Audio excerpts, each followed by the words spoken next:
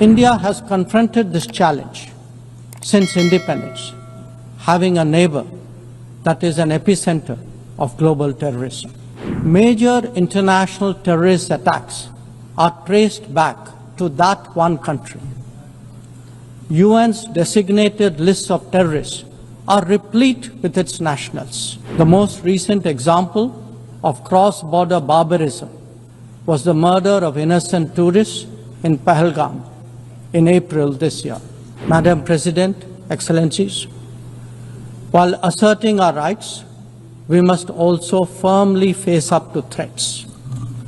Countering terrorism is a particular priority because it synthesizes bigotry, violence, intolerance, and fear. India has confronted this challenge since independence, having a neighbor that is an epicenter of global terrorism. For decades now, major international terrorist attacks are traced back to that one country.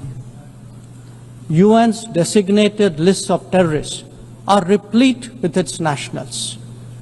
The most recent example of cross-border barbarism was the murder of innocent tourists in Pahlegam in April this year.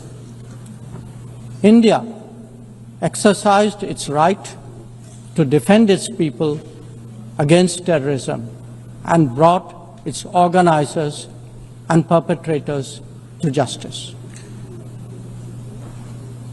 Because terrorism is a shared threat, Madam President, it is essential that there is much deeper international cooperation. When nations openly declare terrorism a state policy, when terror hubs operate on an industrial scale, when terrorists are publicly glorified, then such actions must be unequivocally condemned. The financing of terrorism must be choked, even as prominent terrorists are sanctioned. Relentless pressure must be applied on the entire terrorism ecosystem. Those who condone nations that sponsor terror will find that it comes back to bite them.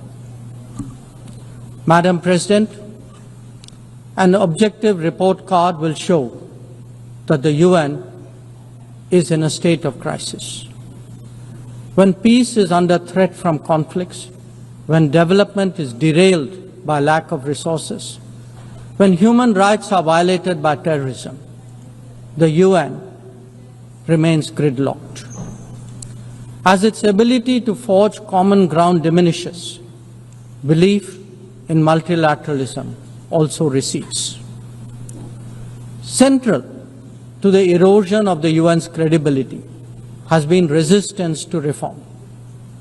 Most members strongly desire change, but the process is being made an obstacle to the outcome. It is imperative that we see through this cynicism and purposefully address the reform agenda. The historical injustice done to Africa should be redressed. Both permanent and non-permanent membership of the Council must be expanded. A reformed Council must be truly representative, and India stands ready to assume greater responsibilities. Madam President, today the predicament of the Global South is especially acute. Bharat, under the leadership of Prime Minister Narendra Modi, believes that it has both a duty to contribute and an obligation to motivate.